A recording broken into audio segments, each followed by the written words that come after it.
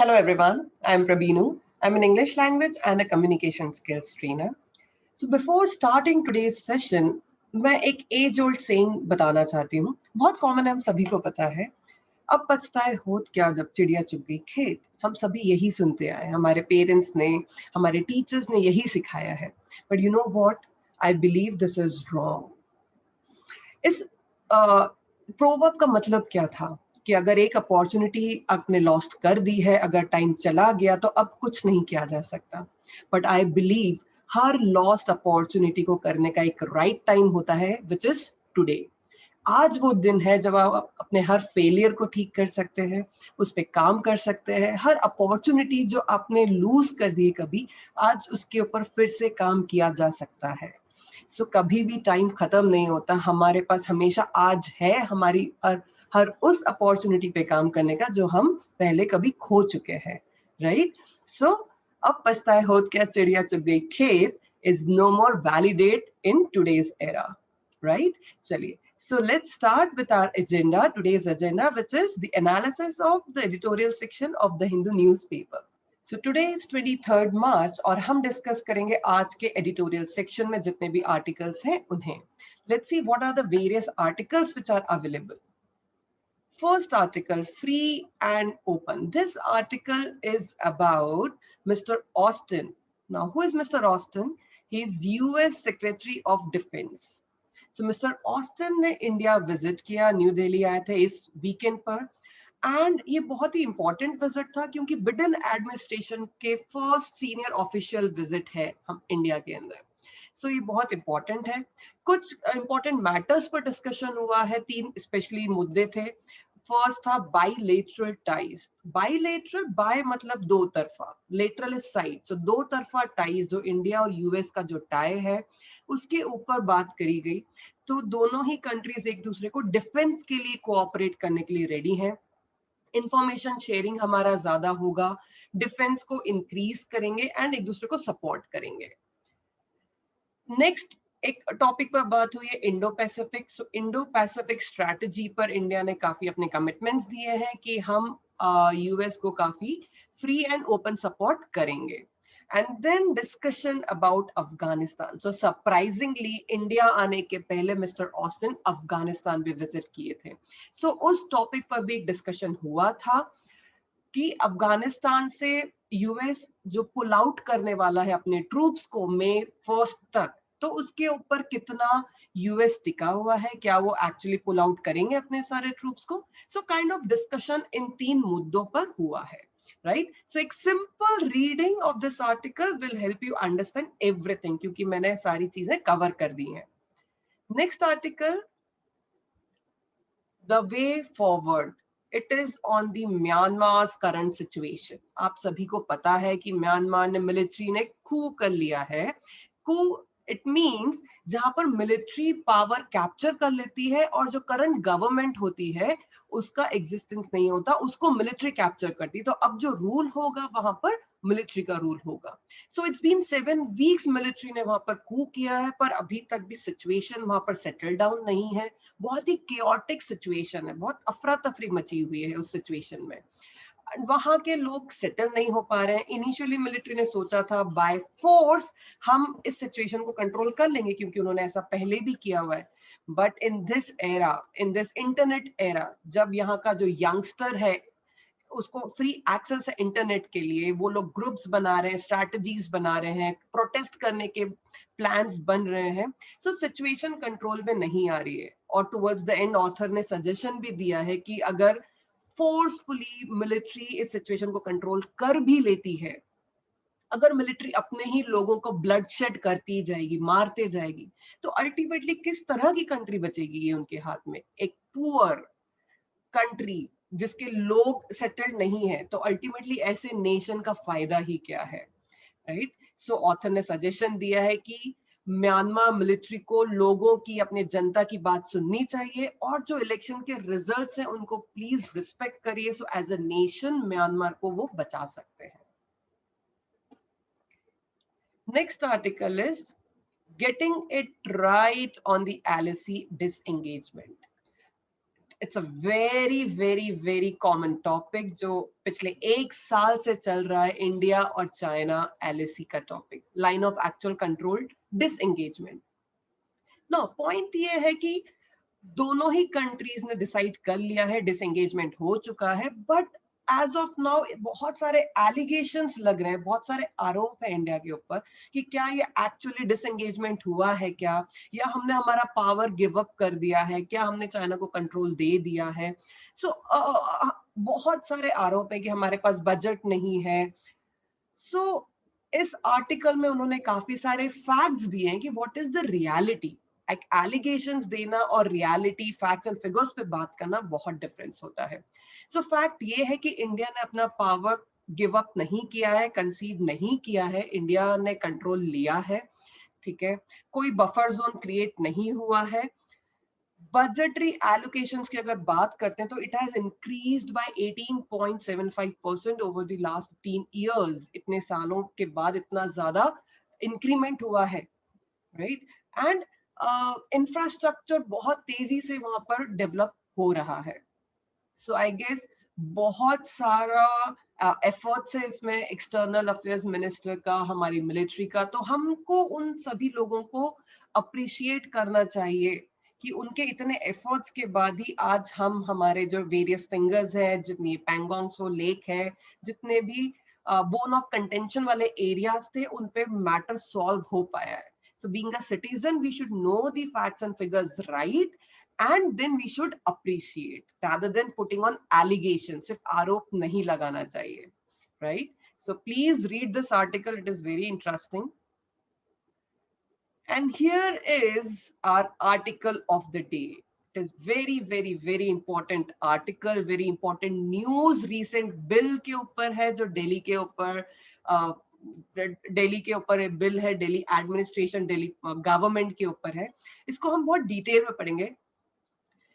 If only I talk about the headlines, Delhi's administration as the tail wagging the dog. It is very interesting headline even. Anyway, चलिए हम इस article को पूरा detail में dissect करेंगे, हर एक paragraph, हर एक सेंटेंस पे बात करेंगे, right? So let's start.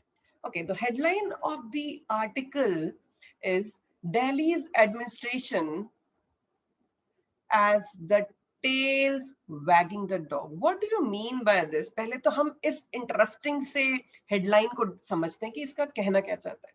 देखिए, वैग का मतलब होता है मूव करना। तो आपने हमेशा ये सुना होगा that a dog wags the tail, right? कुत्ता पूंछ हिलाता है, right? So dog wags the tail. But यहाँ पर मीनिंग क्या है? यहाँ पर क्या यूज किया? The tail wagging the dog, it means tail is moving the dog. It means जो less important aspect था वो important चीज को move कर रहा है। इस वाले हमारे इस sentence में कौन important था? Dog was the stronger than the tail. But अगर tail wag करती है dog को, it means ये जो छोटी सी चीज है जो इतनी कम important थी, उसने इस पूरे को हिला दिया है। So now let's understand how this analogy works with the Delhi administration. Now यहाँ पर बोल दिया है कि दिल्ली का जो पूरा एडमिनिस्ट्रेशन है उसको एक बहुत ही कम important aspect dominate कर रहा है। Now what is this about? It is about a bill, the Government of NCT of Delhi, National Capital Territory of Delhi Amendment Bill 2021. This will reduce the elected government to a mere vestigial organ. So ये जो bill है Government of NCT of Delhi Bill 2021, ये जो elected government है उसके powers को इतना कम कर देगा, इतना ज्यादा कम कर देगा that they become just a vestigial organ. Now what do you mean by this vestigial? Vestigial organ वो organs होते हैं जो हमारी बॉडी में exist करते हैं पर उनका कोई काम नहीं होता है।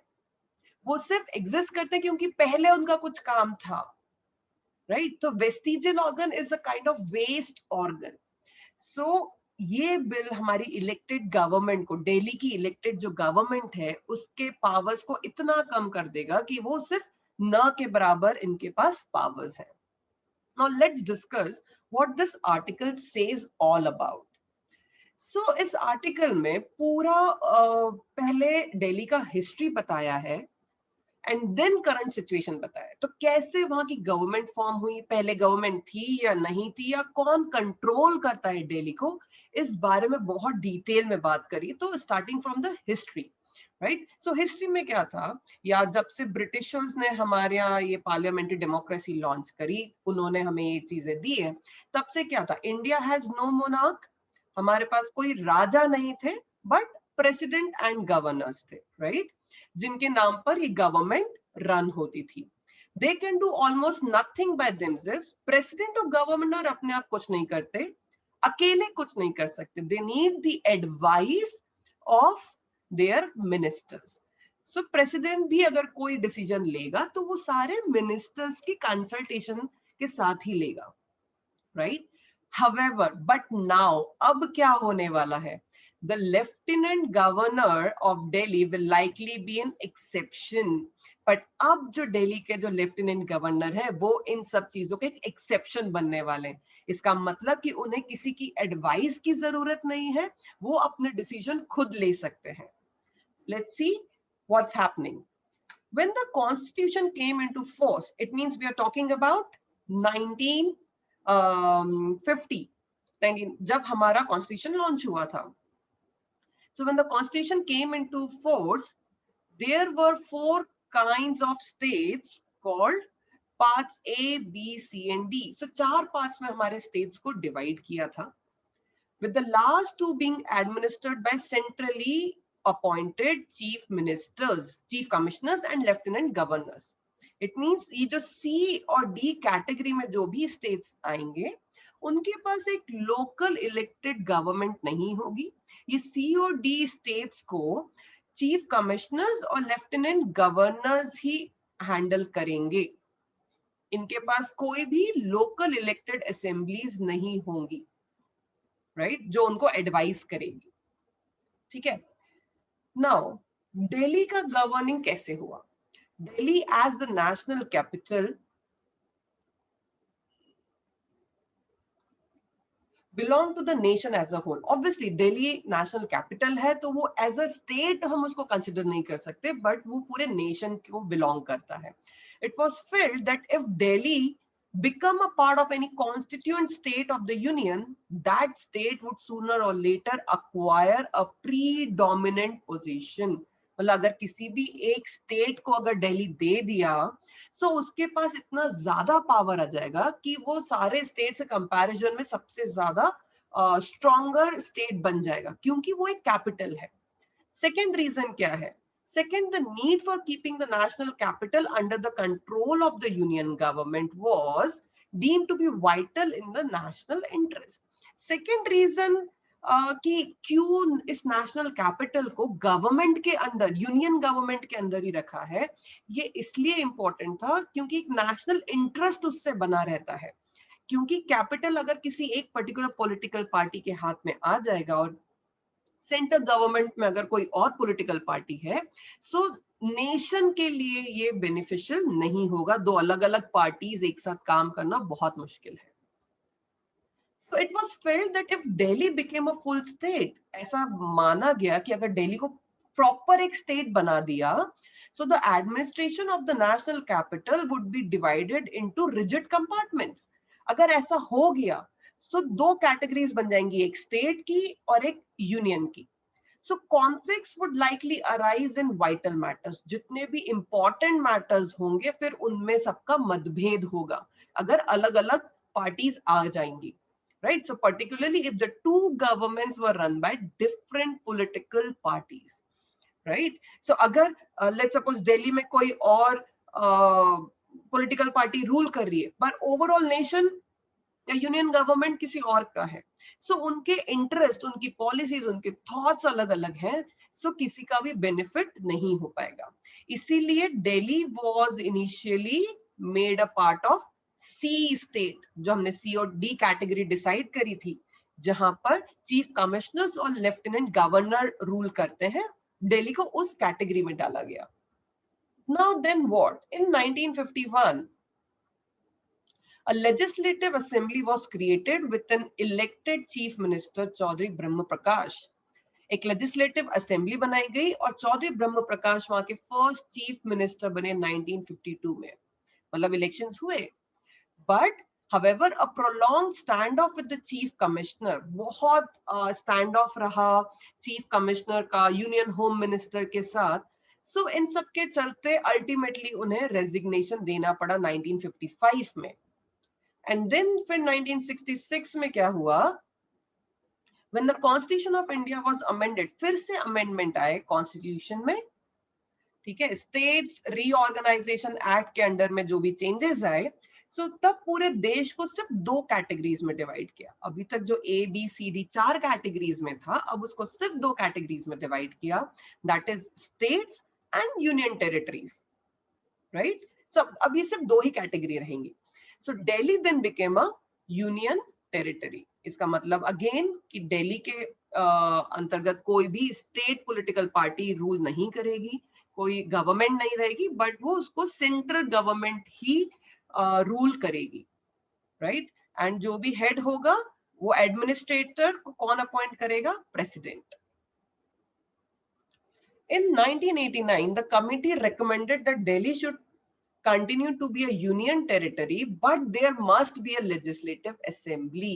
मतलब 1989 में फिर एक कमिटी ने रिकमेंडेशन दिया कि आप इसे यूनियन टेरिटरी तो रखिए, सेंटर का कंट्रोल होना चाहिए, बट दिल्ली को अपना एक खुद का लेजिस्लेटिव असेंबली दीजिए, उसके खुद के काउंसिल ऑफ मिनिस्टर्स दीजिए जो डे टू डे टास्क के लिए रिस्पॉन्सिबल हो, और उन्हें थोड़े बहुत आप पावर्स प्रोवाइड कीजिए, राइट?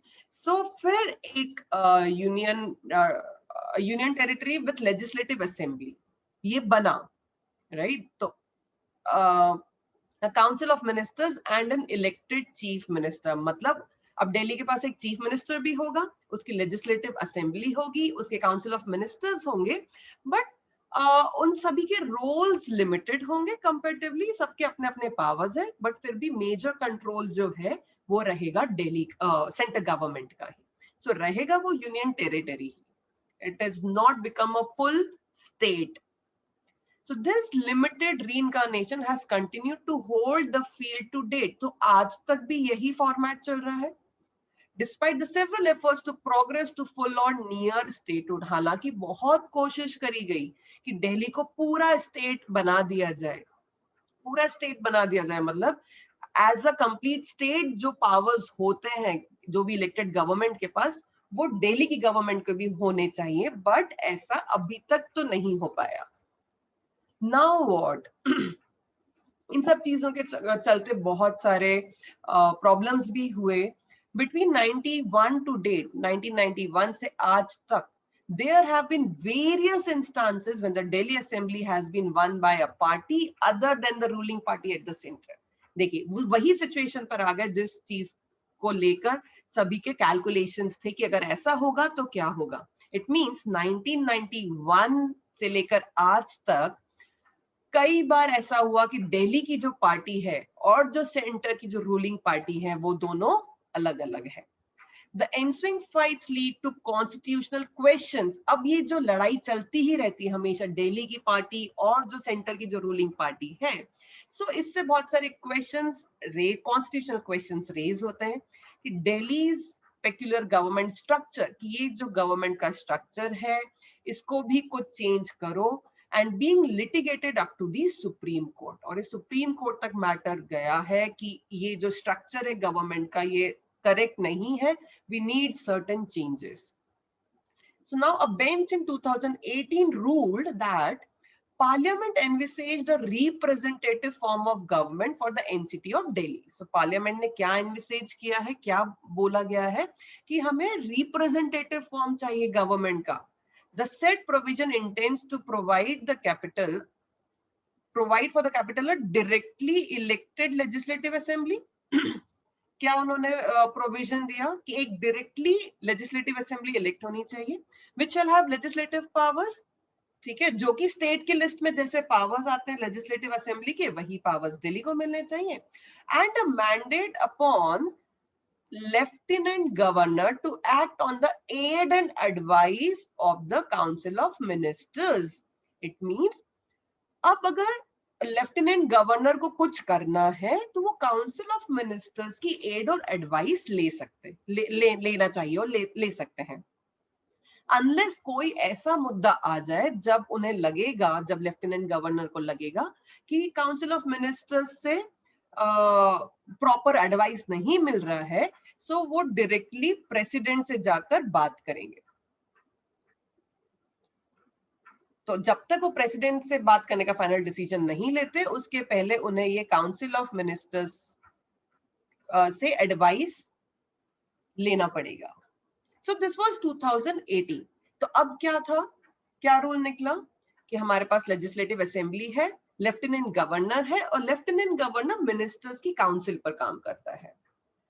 Now what? अब ये जो बिल आया है, the government of national capital territory, जिसको एनसीटी बोला है, NCT of Delhi amendment bill 2021, इस बिल की वजह से क्या होगा? This bill effectively reduces the elected government to a mere vestigial organ.